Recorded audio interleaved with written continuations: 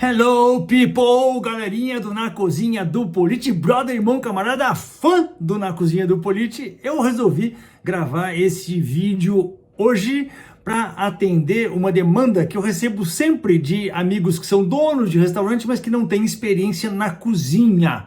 Porque o cara pode ser dono de restaurante e não ter experiência na cozinha. É desejável que tenha? Sim, é desejável que tenha, mas às vezes o cara não tem e tá tudo bem. Só que tem momentos que ele tem que contratar um cozinheiro profissional e ele não sabe a linguagem, ele não sabe o que ele está buscando. E é isso que a gente vai deixar 100% claro hoje. O que você está buscando quando você está contratando um cozinheiro profissional? Eu vou te dizer o que eu busco quando eu estou buscando um cozinheiro profissional para trabalhar nos meus estabelecimentos, tá? Então, primeira coisa que a gente tem que detectar neste candidato é uma noção de tempo e de temperatura. A cozinha, como você vai fazer isso? Se você vai fazer teste com a pessoa, se você vai fazer perguntas que levem à resposta que você deseja, mas eu vou te deixar claro quais as respostas que você deseja escutar. Então vamos lá, vamos anotar. Pega um papel e uma caneta, anota aí. Então, primeira coisa, noção de tempo e temperatura.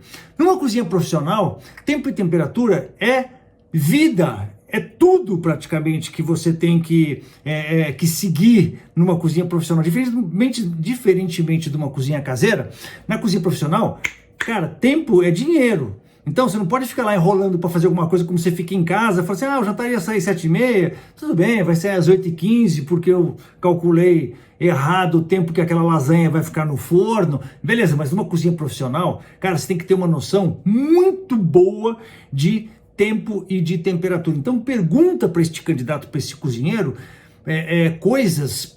faz perguntas relacionadas a isso, né? De que maneira quanto tempo mais ou menos você acha que demora uma lasanha para ficar pronta num forno a 180 graus? O forno está a 180 graus, eu coloquei uma lasanha lá, quanto tempo você acha que vai? A pessoa tem que ter uma noção. Se ela não tiver essa noção, não é um bom candidato, né? Quanto tempo você acredita que um arroz fica pronto ou um macarrão fica pronto massa fresca ou com massa seca?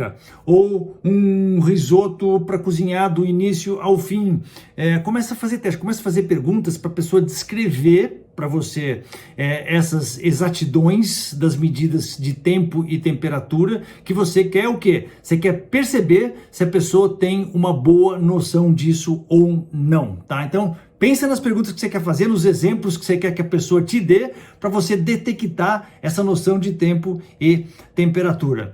Outra coisa, mentalidade de exatidão. Exatidão numa cozinha quer dizer o quê? Trabalhar com medidas, trabalhar com conchas, com colher de sopa, com gramatura dos ingredientes. Então, exatidão, não só nesse sentido de receita, de ficha técnica, de finalização. Então, as perguntas podem ser direcionadas para a seguinte maneira: me descreve como que você finaliza um prato X, sei lá, um parmegiana com purê, por exemplo, na finalização, na praça de carnes. Então me descreve. Se a pessoa começar a descrever com essa linguagem exata de medidas, uma concha, uma colher de sopa, 200 gramas, você fala, cara, esse é o candidato bom, porque é o cara que fala a linguagem da exatidão, o cara que fala a linguagem das medidas. Mas não é só nisso que a gente está buscando exatidão. A gente está buscando também exatidão na comunicação. É aquela pessoa que é assertiva ao se comunicar. Numa cozinha a gente vê isso muito, né? Quando o subchefe, o chefe da cozinha, ou o cantador de comandas designado para aquela função, né, vai conversar com o cozinheiro, ele vai fazer o pedido de alguma comanda que está entrando, ele quer escutar de volta o que? A repetição exata daquilo que ele falou. Por isso que nos filmes é um pouco caricato, mas é verdade, é realidade, é o que deveria acontecer em toda a cozinha, porque é muito barulhenta a coisa. Se a gente não tivesse exatidão de comunicação, você está numa praça, lá na grelha, que está fazendo barulho, tem exaustão que já está te incomodando com o barulho, né? E tá aquela gritaria, aquela barulheira toda, porque geralmente uma cozinha é barulho de inox, barulho de prato, barulho de coisa cozinhando, da galera do serviço gritando, enfim. Então, se a pessoa que está recebendo esse pedido do cantador de comanda não repete para você claramente aquilo que você falou, você fica na dúvida se foi entendido ou não foi entendido. Então, isso também faz parte desse conceito, desta mentalidade de exatidão. Exatidão na comunicação. Exatidão no custeio dos pratos. Porque uma coisa é o seguinte, você tem aquele filé mignon, aquele tornedor de 200 gramas. Beleza, são 200 gramas. Se esse tornedor ele vai virando 210, 220, ninguém vai percebendo, você não vai porcionando. Na pré-produção você não porciona as porções que você vai usar, não pesa essas porções que você vai usar na finalização. Se você não faz isso na pré-produção, né, a chance de desperdício é muito grande. Então tudo isso faz parte deste conceito de exatidão, que é o conceito número 2, tá? Vamos chamar de mentalidade da exatidão. Então a gente falou primeiro, né, o conceito número 1, só repetindo, a noção de tempo e temperatura. Conceito número 2 é a mentalidade da exatidão. O número 3 é a mentalidade do bom armazenamento.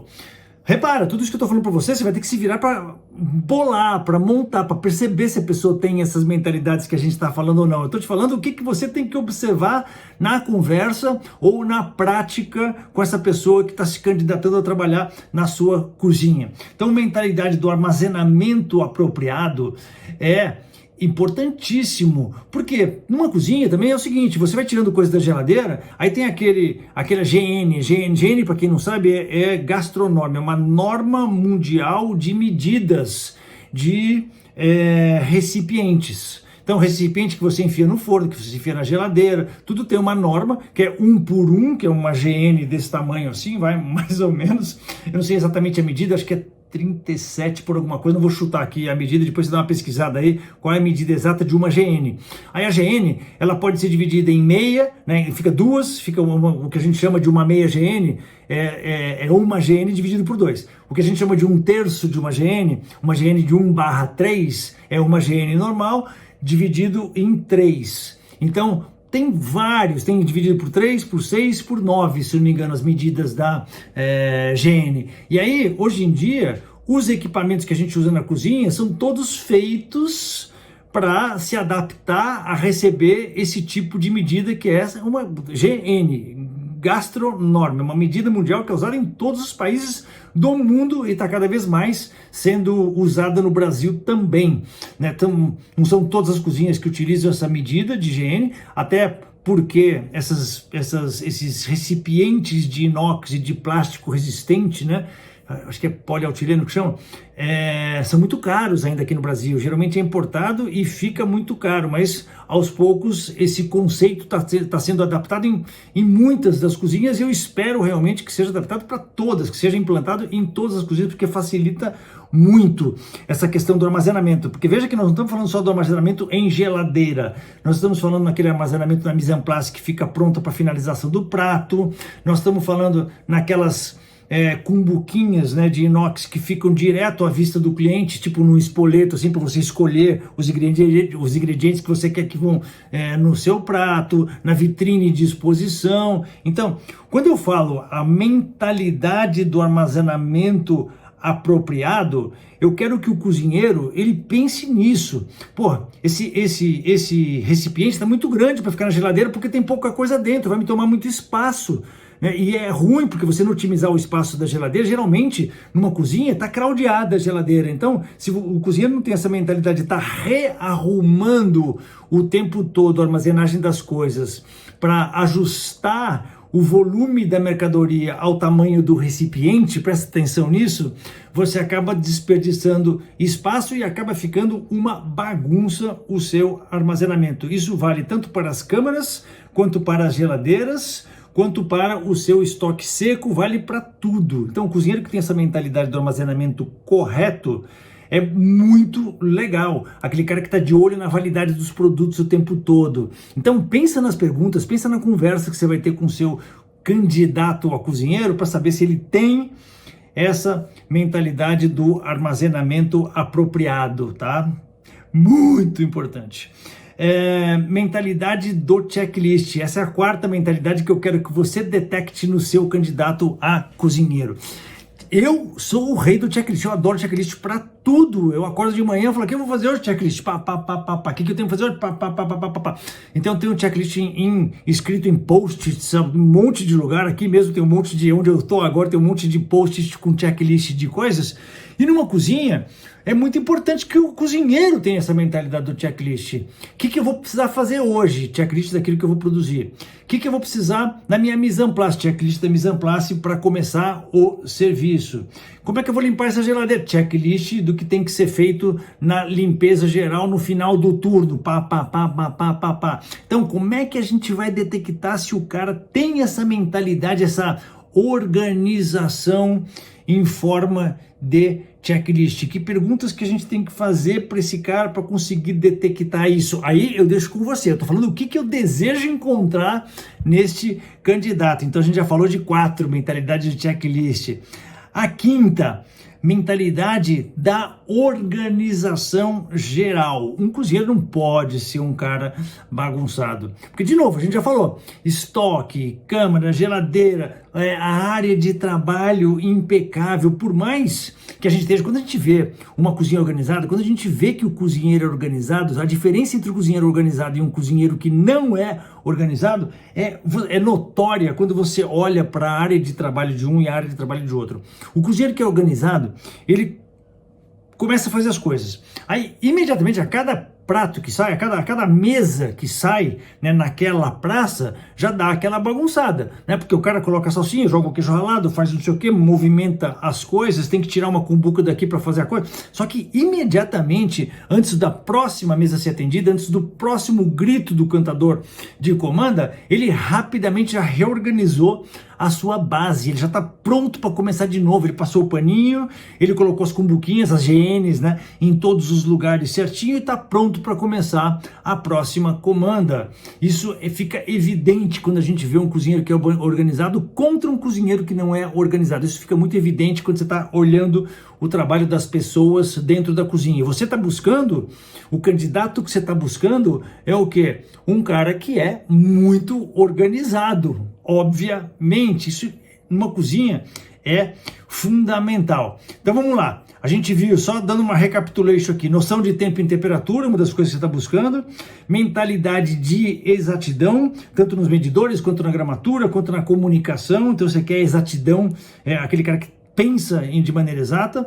Depois você quer uma mentalidade de armazenamento apropriado, aquele cara que pensa quais recipientes, quais cumbuca, como ele está otimizando o espaço na sua área de trabalho, na geladeira, nos freezers e nos estoques, está sempre de olho na validade.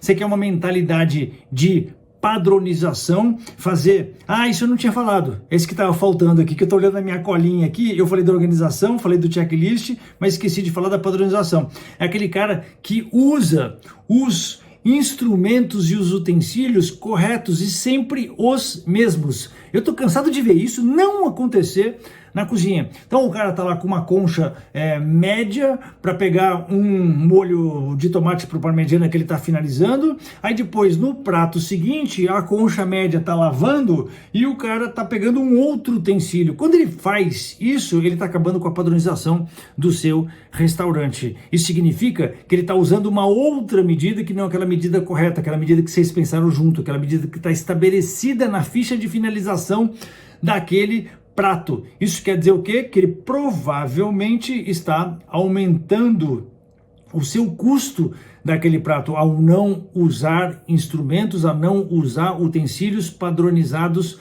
para tudo. Para produção, tanto para produção, que é aquela parte, né, pré-produção da sua linha de montagem, vamos chamar assim, quanto para a finalização dos pratos ali na boqueta na hora de ser servido para o cliente. Quando a gente não usa instrumentos corretos, a gente provavelmente está jogando dinheiro no lixo porque a gente está aumentando o nosso desperdício. Acontece também quando a gente não tem os diagramas da praça de trabalho, sabe aqueles desenhinhos de onde deveriam estar todas as coisas, uma foto do prato legal pendurada na parede, tudo isso se traduz em padronização do seu estabelecimento. Tem várias maneiras, usar os utensílios corretos, usar fotografia, usar um diagrama, usar um desenho de como você quer que a sua mise en place esteja exposta na mesa ali na hora do serviço. Tem um monte de maneiras de você estabelecer a padronização na sua cozinha, e essa é mais uma das coisas que você quer detectar no jovem cozinheiro, provavelmente jovem, né, que você está contratando. Então são 6 coisas que você tem que observar neste rapaz. Se você não tiver tanta experiência assim, né, na cozinha e for dono do estabelecimento e estiver contratando, né, essa pessoa, ou mesmo você que é o macaco velho da cozinha, mas às vezes você se esquece de se lembrar, né, você não se lembra de todos esses itens certinho na hora de estar contratando o seu cozinheiro. Então presta atenção nesses 6 pontos e eu te desejo uma boa sorte na sua próxima contratação. Se você chegou até aqui e ainda não curtiu, né, esse vídeo, vai lá, tá na hora de fazer isso. Se você chegou até aqui e ainda não se inscreveu no meu canal, para com isso, né? Não é possível que você esteja aqui ainda e ainda não tenha se inscrito no meu canal. E não é possível que você não seja um inscrito no nosso podcast do Na Cozinha do Politi. Então se liga no fato aí, um grande abraço, uma ótima semana para você.